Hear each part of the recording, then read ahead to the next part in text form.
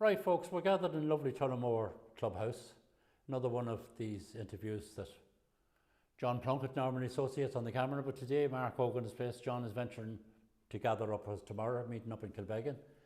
We have with us today Paudie O'Sullivan from the Fermoy Club. Paudie, as most people know, is the technical officer for Pitch Putt Ireland for the last couple of years. Am I right in saying a couple of years? First year, yeah. Right.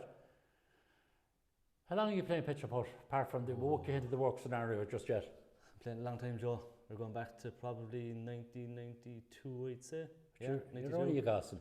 I don't know about this. I don't feel like it anymore. Back to Middleton Pitch and Putt, which has gone with a good few years in East Cork. You stepped away from pitch putt for a few years, if memory serves me right. Yeah, like played up until 2014. I was the non-playing captain here when Cork won in 2014. Right. At the time, my head wasn't in it really. You know, it was kind of more of a personal thing, I think, Joe, where it's normally marriage or something like that, but not. No, I was married before that, so it was okay, and she wasn't putting pressure on, as far as I know. She's be watching this. Yeah. You better say that. No, like it became more of my own kind of personal thing where I felt I was getting more kind of angry on the course and things like that. Okay. Where I felt I wasn't able to compete at the high level compared to the other lads in Cork, and it was kind of like I wasn't putting into practice either, so I was kind of codding myself more than anything else. And have you got that back now, apart from you may not have the same amount of time though? Yeah, I went to playing golf. I became a member of Cove Golf Club for a couple of years. Obviously got a job in Castlemartyr Golf Club and picked up from there. Played on kind of when a weekend, played golf for a while, got down quite low, but I never ever got the same bite. I got down to 1.2 on the Irish handicap, and then once it changed over to European handicap, I was down to +8, but it was a false +8, that's what it was. What's your best memories of pitch, or what were your achievements? Best memories, I suppose, would be, look, I'd be lucky enough to play in a lot of All-Ireland's match plays and stroke plays on the individual scene. I think the team events, you know, playing for Majestic in the winter leagues, it's actually very, very competitive down in Cork. Okay. I think it took us 20 years to win one of them, but to win as a team was fantastic. It was nearly like you were All-Ireland. Yeah, 100%. Yeah. You know, like if you ask Frank Dean, the amount of banter that and grief that we were getting on the banter page was unbelievable. It was all good banter, in fairness, at the time. Frank doesn't give banter, does he? He does. Oh, does he? I don't think he knows him. But playing for Cork, I suppose, would be a massive highlight as well. Captain Cork in St Patrick's in 2013, we lost by a shot at the same time. Captain Cork as a non-playing captain here in 2014. You know, winning the Intercounty in Portmarnock, like they're brilliant days. You know, they're unbelievable days, to be fair. What inspired you to come back, or was there any individual or was there any group of people? Or like I always kind of kept up to date with all the scores throughout the nationals. You'd always be following it from home, and you know, I'd be kind of wondering, you know, how would I have done on the day, kind of a thing. There was definitely still people playing in Cork that would always text me, especially like Ray Murphy, to be fair, I have to give him credit, where he'd always throw texts out every kind of 3 or 4 months saying, "So if you're coming back," and things like that. COVID, I suppose. The gentle mother. Yeah. The COVID, I suppose, was probably the turning point where I was playing golf. We came under a bit of pressure in Castlemartyr at the time where we didn't know we were going to open anymore. I was a member there. I kind of said it was time to move away from kind of playing golf at the time. And Dahi Sexton dropped me a text in COVID, would be interested in coming down and giving a small bit of advice. I went down and kind of went from there, really. You know, I got the bite back, and like, best decision ever. You know, love being back. I'm not playing as much as I should be playing, but the people you have in pitch and putt is unbelievable. You don't see it anywhere else. You know, you come to nationals and you meet everybody and everybody's round, and you know, I didn't come to dates quite serious and stuff like that. Like, but you know, we have a brilliant community in pitch and putt. You know, you meet lads from the country you don't normally see. You know, then around Cork you meet the usual lads and stuff like that. You know, I just think we have an unbelievable sport. It's not all play with you though. You're involved in the technical end of it. Yeah. How did you get involved with our pot? What was the motivator? Why did you go to earn your crust, as we all have to do? There was a couple of things. Like, one, obviously working on the golf course. Like, I started doing work in Middleton Pitch and Putt from kind of the age of 12 or 13 on. Believe it or not, I could cut a green when I was 12 years of age. I was cutting fairways at 13. On Saturday morning, the brother would drag me out of my bed on Saturday morning after doing a night shift in the takeaway. We'd be cutting greens, raking bunkers, changing holes. And I suppose I kind of went from there, to be fair, you know. Gary started You were bred into it? Yeah. Like, I was from here probably to the Yeheen Green from the Middleton Pitch and Putt course. So my life was pitch and putt. I come home from a half-day school, I'd be out the pitch and putt course. Right. You know, I've lived, breathed like that. From there then, you know, I got a job working with my brother in Frankfurt Golf Club. Spent 8 or 9 years up there, went to college in Kinseely, and I suppose it kind of went from there. Like, believe it or not, Frankfield Golf Club closed in 2015. Where's Frankfield now for the benefit? In the middle of the city centre. Right, If you go over the Kinsale Road roundabout and you look up to your right, it's on a ski slope. That's what it is. There was 9 holes there, 12 holes there, and I worked there for 9 years. It was closing at the time, and I was actually going to get out of greenkeeping. I thought it was kind of done for me. I put in the CV into Castlemartyr, and I went down the interview, and from there on, I just got a great buzz for it, is what I did. You know, the word buzz, that's coming across even in the few minutes we're talking about. Yeah. What was your most rewarding jobs or projects you've taken on and done, or is there anything that stands out in your memory? like look, I suppose definitely on the pitch and putt where we've gone in, we've done a lot of renovations on greens, you know, where look, I think what's happened in pitch and putt in the last number of years is that, you know, a lot of them have improved, to be fair, and we've come down the heights due to machinery and stuff like that, so greens have probably got faster, so that's probably enhanced the slopes in a lot of them, and like some became unplayable. You know, look, I don't like to mention courses, I don't like to know, but like Bishopstown especially kind of came on board where they wanted to kind of bring their stature up to national level. And they knew that they had Pacific greens that needed doing, that they were unplayable. So we started there, we've done a couple there, and like we've been all over the place. Like this year alone in September, we're looking at doing 11 more on 3 different pitch and putt courses. Tramore doing 2 more.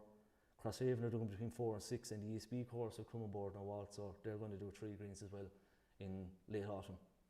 Right. Yeah, so them specifically 100%.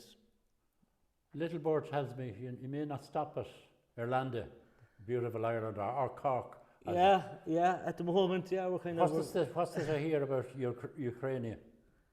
So John Manning dropped me a message one night on a Tuesday night. I was actually coming back from Bishopstown at about 10:30 at night after kind of setting a few more for them. And I saw the message, I just started laughing. So Veronica had been in Portmarnock for the Irish Open, and they were looking for a bit of advice.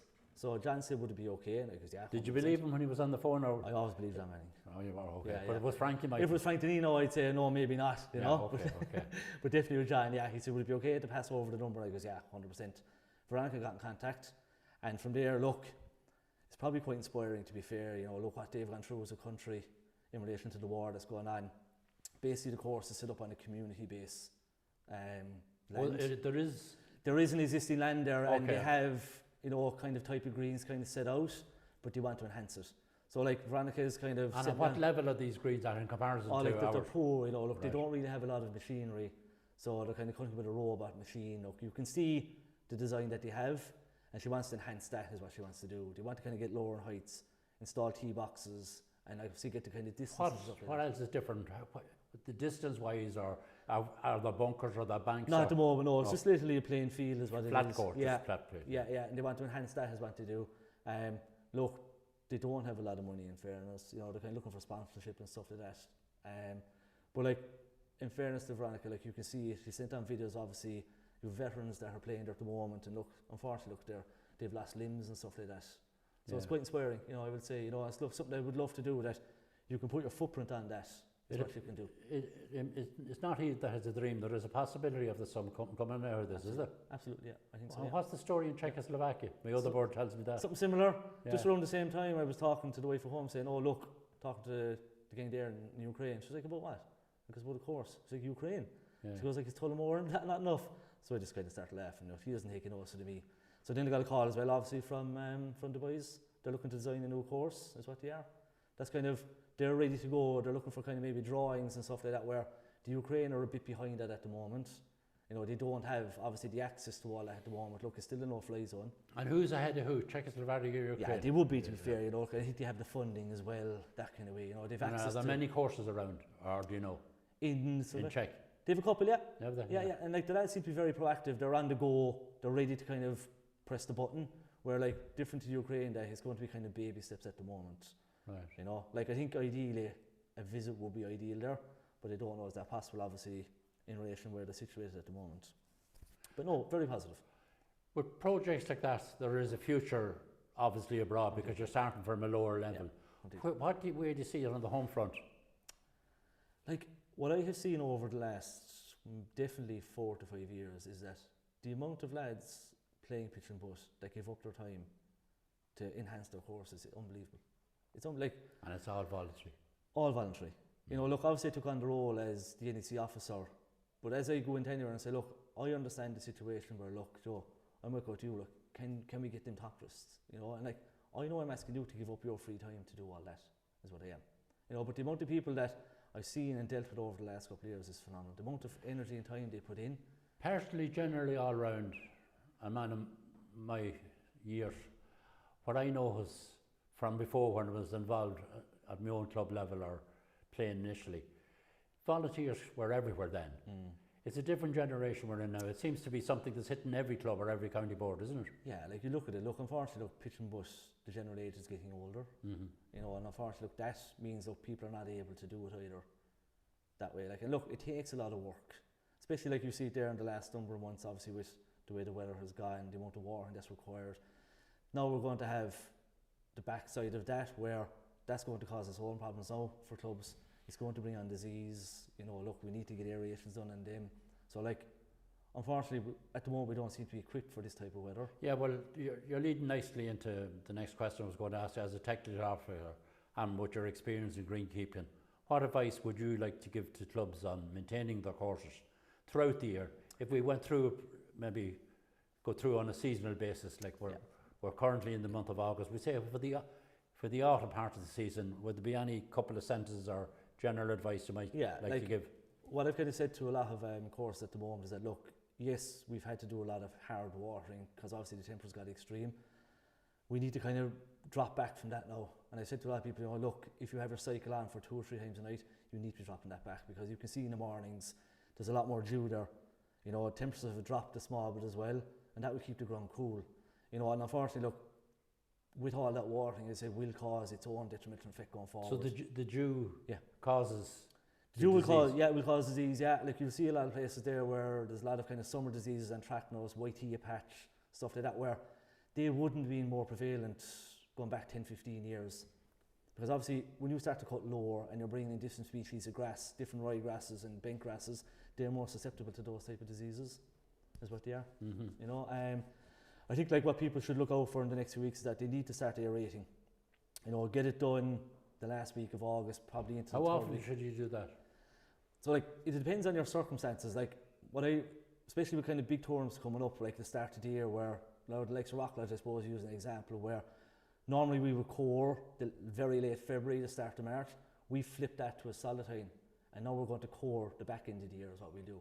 So it's very easy to flip it, but the key is that you need to have them ready to go into that. So you need to have your base granulars down on the ground a week or 2 weeks out with little fungicides, because you will bring in disease with sanding and stuff like that. So it's all about the preparation into it. Like, with the corings that we do, there's no reason why you can't be out of that and playing in a good putting surface within 12, 16, 18 days. You know, there's no reason. And is it true, like, if you were walking, like the farmer got in the disinfectant little bucket or that he might have, or the bay he might have got into his farm, and the rules and regulation, is it true that you can carry that from one course to another? No, that's kind of a myth, to be fair. Old wives' tale, is it? Yeah, it is, yeah. It's a myth. Like, where Austin, Tullamore have got disease, you know, and obviously we had no disease last week, now we have it, but I played in Tullamore. No, it doesn't work that way, no. Right. No. Just, you'd often hear it said by people. It's an old myth, is what it is. Now, we'll move on to the harsh winter. It's a dormant time of the year and short working hours, as you know, and sometimes we can have miserable weather. Is there much to be done on the pitch and putt course during the short days? Yeah, like, look, every day you're doing something, you're improving, I think, is what I say to everybody, no matter what you're doing. Like, the simple thing of removing dew in the winter, moving dew off a green, is probably the most beneficial thing you can do to a green. Because what happens is that if you don't remove the dew, you will get fusarium, you know, by not moving that, because what happens is that the sunlight, even if there's no growth or anything, you still, it's almost like, if you don't do anything in the winter, you just remove dew, you're benefiting from that pitch and putt course straight away, is what you are. So time for you nearly want to be doing it every day? Every morning, every morning. Like, what would happen, like, going back to Castlemartin, because I have the bodies in the crew, we could do it twice a day, where we get the dew in the morning, we'll remove that if we're not cutting, or even if we are cutting. And before we go, if it became kind of a heavy, murky kind of day, and the dew came back, the lads will go back out for the last 2 hours and they take dew off again. Because that could be 3 o'clock in the day. That dew is going to be on those greens until 6 o'clock or 7 o'clock that morning again, is what will happen. You know, I think the biggest thing, Joe, is, look, if they take any of it, get the ground opened up now, get the aeration done, get the sanding done, get your granular fertiliser on, and like... Oh, this is winter months? Yeah. Okay. Yeah, like you still need to be feeding throughout the winter. Like when I came back playing pitch and button kind of 2020, I went to a number of courses and they go to me, look, the greens are very weak. So I asked the question, when did you last feed them? And he goes, what do you mean? I goes, liquid feed, granular, maybe August, September. I goes, whoa, that's your problem. If you don't keep feeding those greens throughout the winter, and I mean on a balance, it's not like let's fly fertiliser out into them, and using the correct nutrient balance of it, you'll keep those greens fantastic going through winter, is what you'll do. If you can kind of have 4 base granulars on spring, summer, autumn or winter, and put your liquid feeds in between them, that's as simple as it gets. With your aeration, your sanding, your bit of scarifying. How often would you want to sand greens? Depends on the weather. Look, obviously, I know that Tullamore are eager to do it back the last couple of weeks, but obviously the hot weather didn't obviously help with that. But if weather changed, like every 2 weeks. But even over the winter time? Depends on what kind of condition you are. Look, as I said, if you get that kind of heavy dew and stuff, like sand will bring on disease as well. But like definitely into middle of October, definitely. And then, like we core a lot of greens in February, where before, like you'd never get that done before because you wouldn't have the growing conditions. But because you do the prep work going into the winter, greens are healthy coming out of that. That's what they are. Like the season is getting so compact that you see the season now start with our county leagues in February. You've everything all the way until the end of October. The season's gone so... Apart from the greens, any other winter jobs to be done? I think irrigation is going to be a big issue going forward. Right. You know, look, if you have any leaky heads or if you can flush out the system, what'll happen in the winter months when you get frost, seeds will start to go. You can see that, you know, look, irrigation is probably the last thing that you would focus on, but we start to seem to use that a lot more now. Like if there's funding to be got, I think focus on your irrigation. You know, we're going to be using that a lot more, I think, going forward. Right. Because if we elected, look, I'll give it instant Castlemartin. Look, we came under a lot of pressure last year where we didn't put money into it, and we got caught out. You know, as a 5-star golf course, you know, we got caught, and our greens became very poor. We put a lot of money into that. We came out of the winter or this summer very, very good, and you see a lot of pitch and putt courses that way. Start replacing your sprinkler heads, maybe putting grants for overhauling pumps, or maybe putting in an irrigation system. You know, because we will be using that more 100%. You know, I fully think we will be using that. So even in those short days, you're saying there's plenty to be done? Loads. Plenty to be done. What you see a lot of obviously lads come on board now where they say, oh, the lies are poor around greens. Let's go fertilising surrounds. It only takes 2 or 3 bags of fertiliser, 140, 150 euros twice a year. And once you come off that green, you'll have a lovely healthy lie. Like a lot of courses in Cork now have come on board and they're starting to do that. You know, like Aidan and Rocklad always said that the lies were poor on greens. And he's doing that now twice a year, and you see you get a good lie in Rocklad now all the time. Very good. Yeah. So then we get the Christmas over and we get the days begin to lengthen. As we know from our school days, early days of January, go back to school, you see the minutes in the evening. And spring is a time of hope and fresher days. What needs to be done on the pitch and putt courses with that step in our coming into spring? Yeah, like I think once you can kind of get through the months of like October, November, temperatures start to go very low. You don't seem to get a lot of disease that time. But if you get a nice lot of disease in October, November, you won't get rid of that until probably March. So that's a real good time to get into kind of systemic fungicides. Because obviously, look, with the way regulators have gone, we don't have any contact fungicides anymore. Where before, if you saw disease, okay, let's throw the contact out. That will stop it. Now we have to be kind of proactive instead of reactive. Get your systemic on it. It'll work away through the root and the soil is what it'll do over the couple of weeks. And that will prevent the disease from getting any worse. There's going to be no quick fix for disease. You know, there is no quick fix. There's no chemical anymore that say, oh look, that's gone. The use of chemicals, in my little bit of knowledge, which is very little now. Years ago you could try this or try that and try the other, but you're limited to what you can purchase now. Massively. It's all changed, hasn't it? Massively, yeah. So like we had probably 4 to 6 contact fungicides going back 15, 16 years, and now we have none. You know, regulators come in. Any view or opinion on those? Look, obviously there is an environmental issue there where they've done their research and say, look, that it is poor for the environment. And what I would say to lads, and I've seen around places, look, please use masks. I've seen a lot of lads not use masks. Look, you know, some can be carcinogenic. You know, there's a label on them for a reason, especially using Roundup and stuff like that. You know, look, you're protecting yourself at the end of the day. Definitely, you know. But yeah, like, you know, fungicides have become a massive issue. You know, and they will again, look, they'll restrict it again is what they'll do. You know, we'll be down to a very, very few in the end. So it'll become more cultural methods instead of chemical methods. Aerations, sanding, you know, watch your height at cut. It's a busy time of the year, really, spring, as the spring goes on, heading towards the summer months. Yeah, because look, you want your course to be good condition going into the playing season, is what you want. You know, and look, and by doing your sanding and doing your aerations and your scarifyings, that will build up a profile. That will give you a better playing surface. And it'll stop you going from, oh, let's get the height down, let's get in quick. The other way is, if you can keep your heights in around 4.5 mil, there's no reason why you have to go below if you keep your sanding profile going. You know, you get a better balance is what you'll do. It's not all about going, let's get down to 3.5 mil all of a sudden, and that'll speed them up. More regular cutting. Have you a desired cut yourself, personally or It'll professionally? it'll depend on the course. Like, look, if you look at maybe like some Bruff, they're probably a great indication where, look, they do a lot of overseeding, they do a lot of sanding. I don't think they go below 4.5 mil. Okay. Which is unbelievable. You know, that's fantastic. Like, that should probably be the template, definitely, you know. And like, it'll depend on your course. Like, if you look at Tullamore, like, they have a lot of slope. There's no way they can go below 4.5 mil on any given pick. Where's the fastest course in your opinion? Tullamore probably be up there, I'd say, Joe. Like, they have a lot of slopey greens. In Cork, Bishopstown would have been there before, but obviously we have done a lot of work there.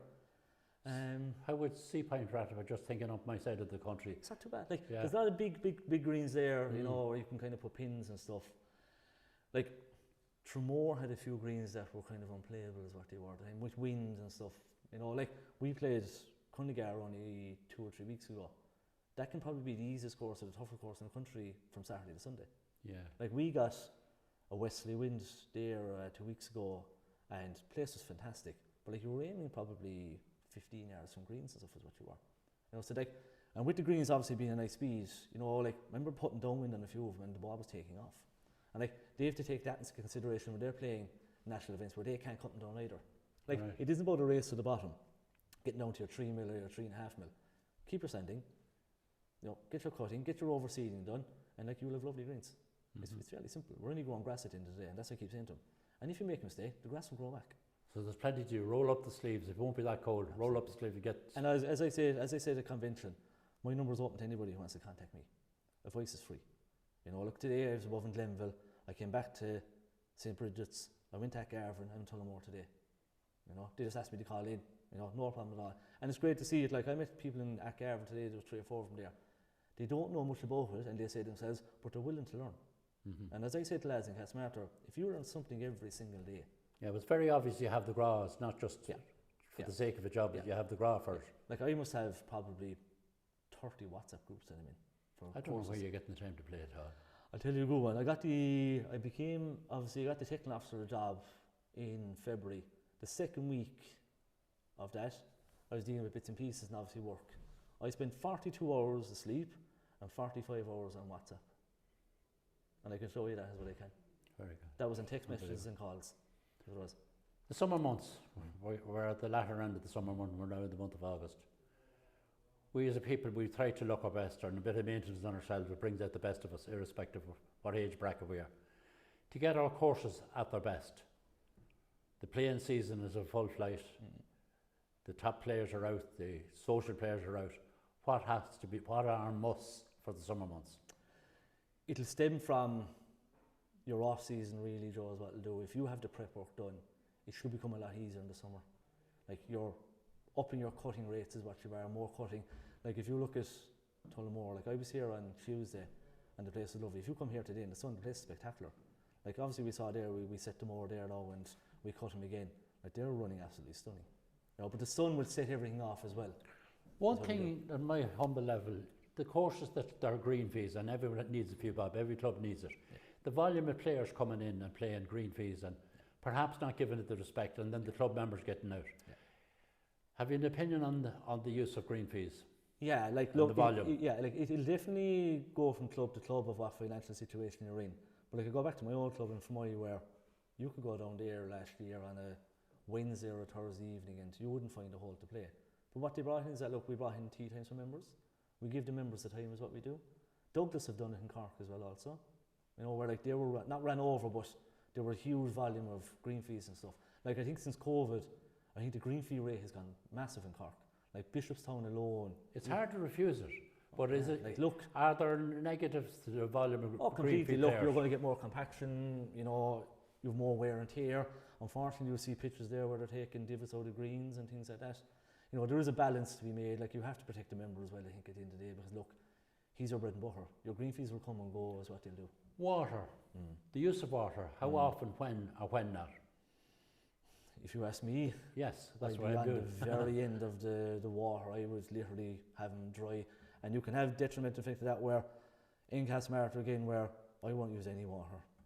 But no, like if you like, I had no water. Even during the spell we're going through. We had to at that stage because I got a small bit caught, is what I did. But I could throw the bodies at it. But like, it's minimum. Like, I've gone into pitch and putt course and I'd say the greens are a bit soft. How long is the water on for? Oh, I've like 3 cycles on at 12 minutes ago. That's 36 minutes of water. And what I would do to them is, we would check out the volume of the pump, the volume of the sprinkler head, and I would give it them in litres, how many litres of water that's gone on that course, and they're like, oh, that's a lot of water. You don't have to give it what needs to grow. Educate me. Would you water at night, or can you do it in the daytime? You can do it in the daytime. Well, like the analogy I use, and I said it to John Carl at the time, where he had no water during the night. He couldn't turn on the water, he had no water. What do you do? If you burn your finger, what are you going to do, Joe? Oh, yeah. You're going to put it underneath the tap. You know, because it's burnt. Ideally, you will get more out of putting water out at night time, because you have the evapotranspiration during the day, is what you have. It'll soak up through the atmosphere. But yeah, night time 100%, but water during the day. Water the hotspots, definitely. Sand bunkers. Yeah. They're nearly a thing in the past in a lot of courses, especially up our side of the river, the Cork region. Manpower is the problem. Completely, yeah. Yeah, like we're struggling to get sand out in greens. You know, look, they're neglected in pitch and putt. You know, nobody wants to have them. Nobody wants to go into them. We have too much sand. We have and yet the golfer, the good golfer, they'll aim professional, perhaps aim for them is right. But like I see it, once again, I'll go back to Castlemartyr. The amount of hours that we would spend on bunkers is phenomenal. Like fly mowing them, weeding them, edging them. Like we could throw 4 bodies at them for 3 days. So that's 4 by 8. That's 32 by 3 days. There's 100 hours of work going into the bunkers in Castlemartyr. That's in one week. You could do that 8 times a year. That's 800 hours. Some courses have a problem with the delightful little rabbit up in my home country, County Meath, Sagallen. Always as a child and even to this day. Is there a quick remedy to get rid of them? Oh yeah, there's a very quick remedy. Apart from shooting them. Oh yeah, well, yeah, like, look, there's no point looking at me now on this show. Human hair, okay? They say it actually Lift your cap to display to the audience. I've got a cup especially for you, Joe, alright? Yeah, they say human hair. If you go down to the local barbers and get human hair and put it into the rabbit hole, they say if they don't like it. But what with the rabbit? He'll come in and he'll wonder what you replace it with. He'll dig in the one and borrow the sapling. Is there something attractive about the green and he won't do it of the surround? They pick the weak point. They pick the which? They pick the weak point of a perimeter of a green, the side of a tee on golf courses. Like, they'll pick around the hole if it's weak, is what they'll do. That's what they'll do normally, you know, and they're very territorial.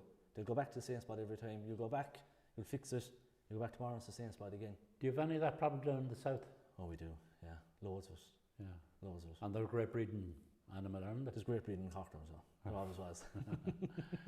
Anything else you'd like to say? We're coming to near the end of this chat, pleasant chat, and you'd like to say generally to greenkeepers that you haven't covered already, that what they should be doing daily or monthly? What I say to any of them is that, look, don't be afraid to ask the question. There's no such thing as a silly question in greenkeeping.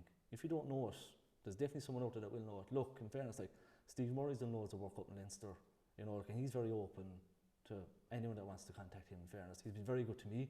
You know, where look, he's looked after a lot of courses around Leinster, you know, checking out courses for the NEC and stuff like that, you know, so he's quite open. Look, you've other lads like my brother was one. You've Evan Carey, I'm sure would be well able to answer a few questions. Evan has taken up that role in the last couple of years too, Yeah, you know, and like, there's loads of lads there. You know, like, if you look at, like, a Darren, like, he's not a greenkeeper, but he knows 70-75% of greenkeeping. You know, like, knowledge is power at the end of the day. If you can gain knowledge, you'll have the power at the end of the day. And as you alluded there, you're willing to share that as a lot of other people are. Absolutely. I love it. I actually get a buzz over that. You know, look, you get a text, oh, this is Joe above in Stackall, how are we keeping, Paudie? I got your number from someone. I have a problem. Okay, let's start the problem. How are we doing? Send me on pictures. Let's do a video call. Let's do a WhatsApp, whatever you want to do. And if we can live at that, that's perfect for me. And you. Fantastic. Right, should we conclude at that? And brilliant. Hopefully there's something in it for the clubs to learn from it. Thank you. Go about it. Thank you very much. Thanks to Mark on the camera again.